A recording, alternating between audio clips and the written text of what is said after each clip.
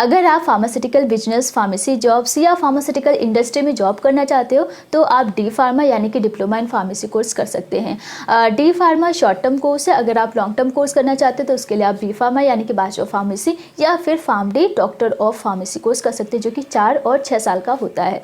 Guys, D pharma diploma in pharmacy entry level का under graduate pharmacy medical programme है, medical course है। So अगर आप pharmacy programme के बेसिक्स को या उसके फंडामेंटल्स को समझना चाहते हो तो डी फार्मा आपके स्टार्टिंग के लिए काफ़ी अच्छी अपॉर्चुनिटी है।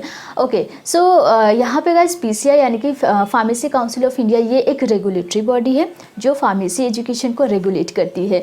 तो जो भी कॉलेज आपका होगा, जिस भी कॉलेज से आप फार्मेसी कोर्स करोगे, वो कॉलेज पीसीआई से रिकॉग्नाइज्ड होगी।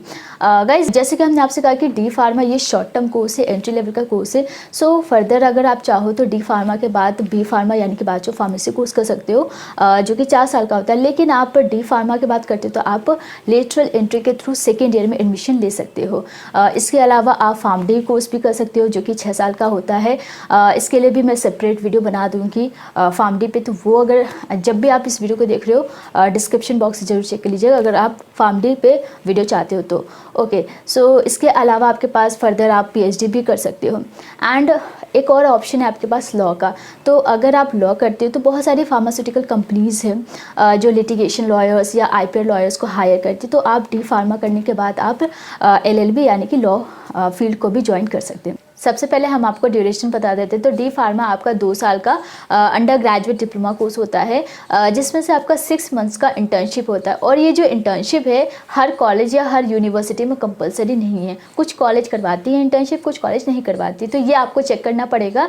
जिस भी कॉलेज में आप एडमिशन ले रहे हो वहाँ जाके आपको पूछना पड़ेगा स्टूडेंट से, जो भी स्टूडेंट लास्ट ईयर में या सेकेंड ईयर में है उनसे आप पूछ सकते हो। और ये फाइनली डिपेंड करता है कॉलेज पे। तो यहाँ पे हम एलिजिबिलिटी कंडीशंस की बात करते हैं। तो डी फार्मा कोर्स को करने के लिए आपको सिर्फ 12 पास आउट करना होता है विद पीसीएम और पीसीबी, दोनों ही स्ट्रीम में से कोई भी स्ट्रीम है आपका 12th में, तो आप डी फार्मा यानी कि डिप्लोमा इन फार्मेसी कोर्स कर सकते हो। यहाँ पे कोई परसेंटेज का फिक्स क्राइटेरिया नहीं है। मोस्टली जो कोर्सेज होते हैं वो या तो एंट्रेंस पे डिपेंड करता है कि जो भी एंट्रेंस आप दे रहे हो उस एंट्रेंस एग्जाम का क्राइटेरिया या एलिजिबिलिटी कंडीशंस क्या है, या फिर जहाँ पे डायरेक्ट एडमिशन्स होते हैं वहाँ पे ज़्यादा परसेंटेज की रिक्वायरमेंट होती है।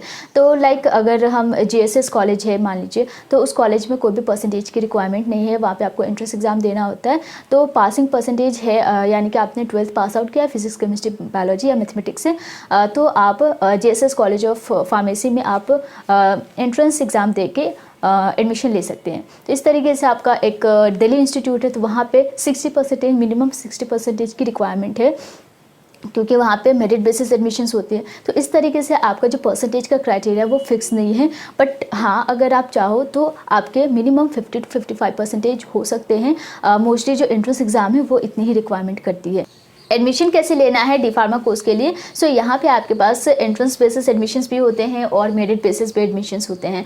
तो गाइज, आपको अगर एंट्रेंस बेसिस एडमिशन्स लेने हैं तो कुछ एंट्रेंस एग्जाम से जो आप दे सकते हो। सो जी पैट आपका नेशनल लेवल का एंट्रेंस एग्जाम है, जो बहुत सारे कॉलेजेस जी पैट के रैंक स्कोर के बेसिस पे मेरिट लिस्ट निकालती हैं। तो उस मेरिट लिस्ट में अगर आपका नाम होता है तो पर्टिकुलर कॉलेज या यूनिवर्सिटी में आप एडमिशन ले पाते हो। इसके अलावा यूनिवर्सिटी एंड स्टेट लेवल के भी एंट्रेंस एग्जाम्स होते हैं। लाइक अलीगढ़ यूनिवर्सिटी अपना खुद का एंट्रेंस एग्जाम्स कंडक्ट कराती है जिसका नाम है AIMEE। इसके अलावा जेई फार्मेसी एंट्रेंस एग्जाम है, UPSEE एंट्रेंस एग्जाम है, CPMT एंट्रेंस एग्जाम है। ठीक है, तो कुछ पर्टिकुलर एंट्रेंस एग्जाम्स है जो डिप्लोमा इन फार्मेसी कोर्स करवाती है, उस एंट्रेंस एग्जाम के बेसिस पे एडमिशन्स लेती है।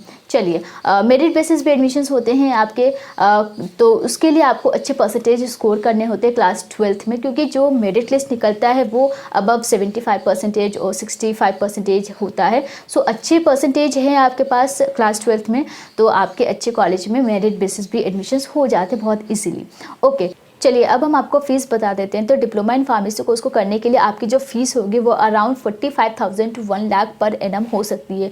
तो यहाँ पे कुछ कॉलेजेस की लिस्ट है, उस कॉलेजेस की फ़ीस क्या है वो भी देख लेते हैं। तो यहाँ पे पहला है Manipal college of pharmaceutical sciences, जिसकी फ़ी है 60,000 पर ईयर, और इस कॉलेज में जाने के लिए आपको MET एंट्रेंस एग्जाम देना होता है। Next one is GSS college of pharmacy, जिसकी फ़ी है 55,400 पर ईयर, और अगेन आपको इसमें भी एंट्रेंस एग्जाम देना होता है। नेक्स्ट निम्स यूनिवर्सिटी जो कि जयपुर में है और इस यूनिवर्सिटी की फ़ी है 1.2 लाख पर ईयर। अगला है आपका Delhi institute of pharmaceutical sciences and research जो कि न्यू दिल्ली में है। और गाइज इस इंस्टीट्यूट की जो फ़ी है वो बहुत कम है, 21,620 रुपीज़ आपका पूरा कोर्स फ़ी है। और इसमें आपको 60% कम से कम स्कोर करने हैं क्लास 12th में विद PCM और PCB स्ट्रीम, क्योंकि यहाँ पे आपका डायरेक्ट एडमिशन यानी कि मेरिट बेसिस एडमिशन होता है। नेक्स्ट है गवर्नमेंट कॉलेज ऑफ फार्मेसी जो कि बैंगलोर में है और 12th में आपके 50% होनी चाहिए इस कॉलेज में जाने के लिए, क्योंकि आपका जो एडमिशन होता है वो मेरिट बेसिस होता है और फ़ी है आपकी 14,000 पर ईयर। ओके, नेक्स्ट है अन्नामलाई यूनिवर्सिटी जो कि तमिलनाडु में है। यहाँ पे भी आपका मेरिट बेसिस एडमिशन होता है।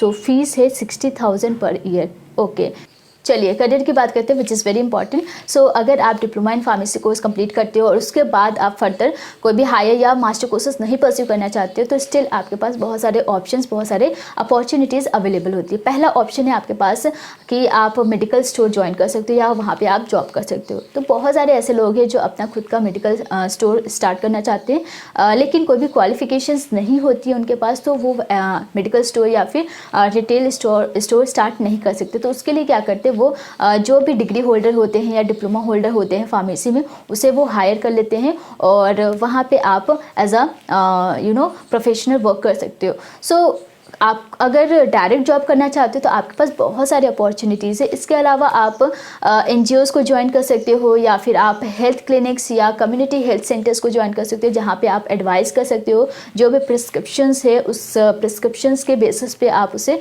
डायरेक्ट कर सकते हो, ठीक है। सो इसके अलावा आप अगर लेटरल जब आप डिप्लोमा करते हो तो आपका जो जॉब होता है वो एंट्री लेवल का जॉब होता है। सो आप किसी भी फार्मास्यूटिकल कंपनीज़ में आप एंट्री लेवल का जॉब कर सकते हो, आप as a medical representative work कर सकते हो, ठीक है। अगर आप बिजनेस करना चाहते हो तो फार्मेसी बिजनेस भी आप कर सकते हो। इसके लिए आप क्या कर सकते हो, आप रिटेल शॉप स्टार्ट कर सकते हो मेडिकल फील्ड में, या फिर आप होलसेल या फिर सर्जिकल आइटम शॉप स्टार्ट कर सकते हो। तो उसके लिए करना क्या है आपको, बेसिकली जब आप diploma in pharmacy course complete कर लेते हो या फिर कोई भी डिग्री कोर्स कंप्लीट कर लेते हो फार्मेसी में, तो उसके बाद आपको लाइसेंस के लिए अप्लाई करना होता है, क्योंकि जब आपके पास लाइसेंस होता है तभी आप कोई भी पर्टिकुलर शॉप स्टार्ट कर सकते हो मेडिकल फील्ड में। तो यहाँ पे आपके पास दो तरीके का लाइसेंस होता है, एक रिटेल शॉप के लिए होता है, एक होलसेल के लिए होता है। So it's up to you कि आपको क्या करना है। अब ऑप्शंस आपके पास बहुत सारी हैं, किस ऑप्शंस को चूज़ करना है, किस फील्ड को चूज़ करना है, ये आप पे डिपेंड करता है।